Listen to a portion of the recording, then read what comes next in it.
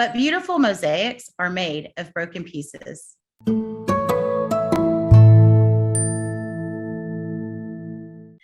Welcome, guys. Thanks for joining me. I am super excited and pumped for today's guest for you guys. I stumbled upon her on her Instagram account and fell in love with her work. She is an artist extraordinaire, in my opinion, but I am excited to welcome Allison Eden. She's AllisonEden.com is her website. She's on Instagram at Allison Eden Studios. And so welcome, Allison. Thanks for joining us today. Thank you. Thank you. Happy Valentine's Day. Happy everything. Yeah, for sure. So Allison, I stumbled across your work on Instagram, and then I took a deeper dive. I started loving all that you were doing and took a deeper dive into who you are and what you do. And wow, what an extraordinary life you've led thus far and what amazing things you've accomplished. So share with our listeners a little bit about, who you are and what you do and how you got into this. And I think you've broadened in that time too. So share with us all the things. I'm so excited. Okay. Again, thank you very much for having me. I'm Allison from Allison Eden Studios. We are a Brooklyn-based mosaic glass art studio where I've been creating glass for now 30 years. I started this as a hobby. I was an FIT, Fashion Institute of Technology in New York, and I started making flower pots and picture frames, and it took off. I graduated and went into making glass mosaics, and I absolutely love it. It is such a beautiful art form, and it's one that is, it's the oldest known to man. And I absolutely love glass. I am a glass snob at this point. I know that, I guess that's my claim to fame. I love my glass. I love the sound it makes when it breaks. I love each sheet is more beautiful than the next.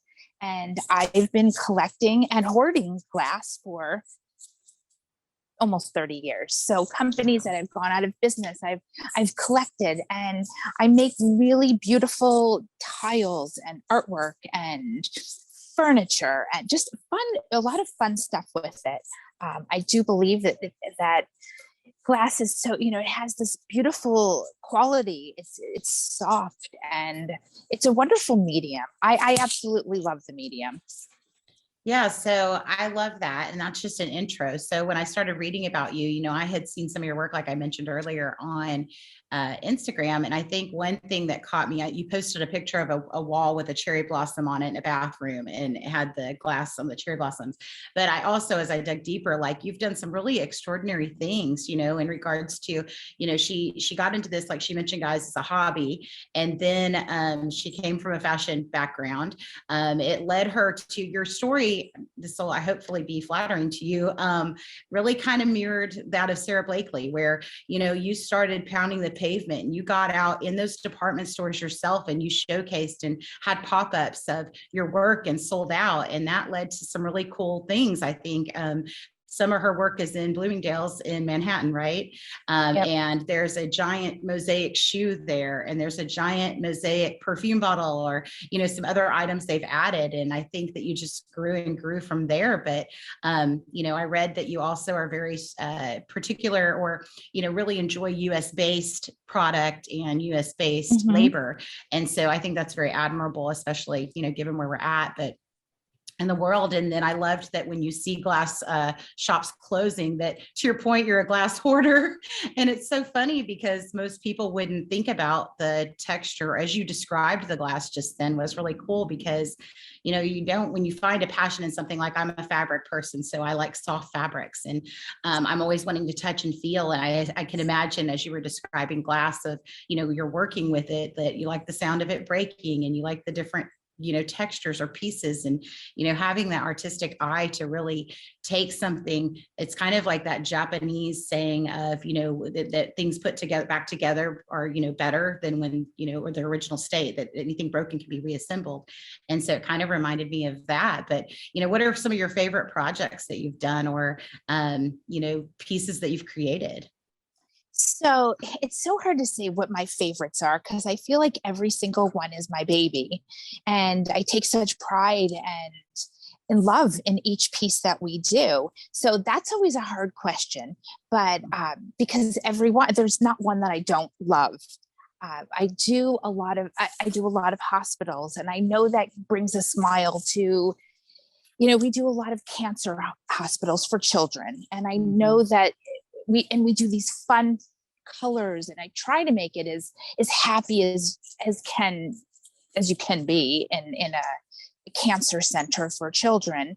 But I try to give it so much love and hope and cheerfulness to each piece that we do. So that is like near and dear to my heart, doing the hospitals, because you don't want to go in and see the beige vinyl walls. It's depressing. It's nice to walk into a place that you walk in and you're like, whoa, it looks like I'm in a nightclub, or rather than a hospital room. Right. So I'm very proud of all the hospitals that we've done. One I did in Barrow, Alaska, on the top of the world in the glaciers. And it was such a huge project. It was every single treatment room, the entire lobby, and I got to go there. So that was a lot of fun. Only because the GC got almost eaten by a polar bear. Oh my gosh. I mean, that's like a whole nother thing, but it's very, like funny things have happened on my journey throughout the years. I've been doing this so long. It's been great. And we manufacture in New York City, which I think is a wonderful thing, especially now when the city is, a little bit not as thriving as it once was, that we're still manufacturing and keeping true to everything that we've always done, by making everything by hand. And so I think that keeping things here, and we've had no supply chain issue, because as I said, I was a glass hoarder. So I had enough glass to stay perfectly fine through the last 2.5 years and not miss a beat with projects, which I think is very important. I mean, it's very scary how the supply chain has really caused a lot of problems. So I never raised my prices, and we've just been moving along. Well, I think, in times like now, and to your point, I did look up the hospital work you had done, and it was beautiful, as you said. Like, what a neat adventure. And I would love to hear more about that story on the polar bear, because that's just intriguing. I know.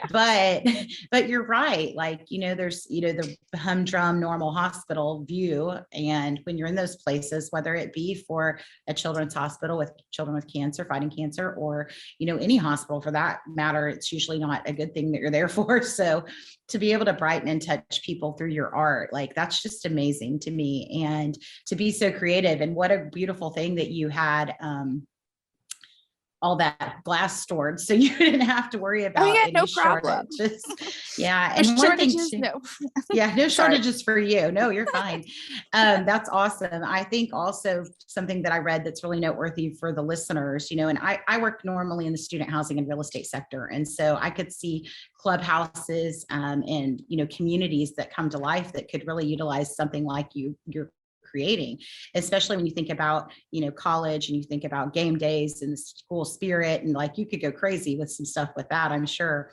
But one of the things I loved is that for the listeners, if anyone's interested in her work, I highly suggest you go check it out. But the other thing that I will tell you is that I read, a lot of her clients, Allison, when she says she loves every piece of work, I truly believe that. I think it's a very authentic statement. And I believe that because of her clients' testimonials and reviews. And they're like, she may not can be present for the putting it all together, but she can be. But when she's not, she's literally a phone call away and on the phone with them, and hops on and guides them through the assembly of her piece of work. And I think that's a true testament to your artistry of, you pouring yourself into each piece and what comes out of it. And so I think it's really awesome.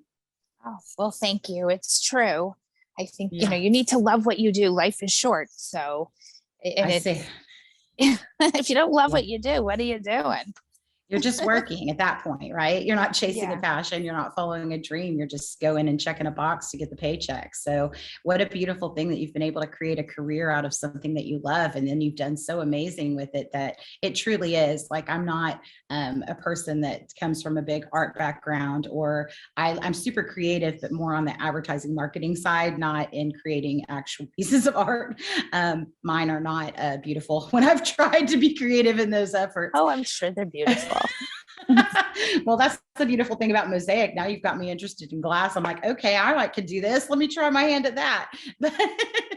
But definitely, I mean, I just really applaud you for everything you've done in your career. And I think your tenacity and your entrepreneurship as a woman, pounding those pavements, getting out there, following your dream and chasing it, and making it happen, like believing in yourself, and like just really that drive and perseverance is something that I talk a lot about on the show. And it's something that I, who I have met you 10 minutes ago, and literally have been able to study and see that, those are a lot of things that you exhibit in your day-to-day work. So, kudos to you for being a leader, even though you may not feel that women see you or notice you in that way. But I think it's super important for women to know, that you can make anything's possible, and you can make it happen and come true.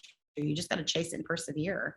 Yeah, I do believe if you want something, you have to go for it, because it will, I really, when I first started, one of my very first jobs was, well, I put ads in the Yellow Pages saying, I didn't know what I was, getting out of FIT. What was I? I was playing around with glass. You can only imagine, I'm living in New York City with playing, cutting glass in my apartment, and my parents are like, "What are you doing? What's going on here?" So I put an ad in in the Yellow Pages, saying I didn't know what I was, but I would just went through, and any place where I could put a big ad. I was a florist, I was an architect, I was an interior designer, I was a builder. I just went from I just chose all these things that maybe somebody might call me a seamstress. I just said I was everything. So I got a call from a contracting firm that was building Burger King on 46th Street. And they said, we need the Brazilian wave in tile installed in the next few weeks. Would you is that something you do? And I was like, you came to the right place. And I got a rental car. I went to Home Depot in New Jersey. I bought a video on how to tile a floor, and I showed up to my job and I tiled the floor. I mean, I was 22 years old, and I needed to pay my rent, and I had to show my parents, like, I'm not just, hanging out in New York, going to clubs all the time. I have a job, and I did it. And I wrote my first invoice. It was like 001.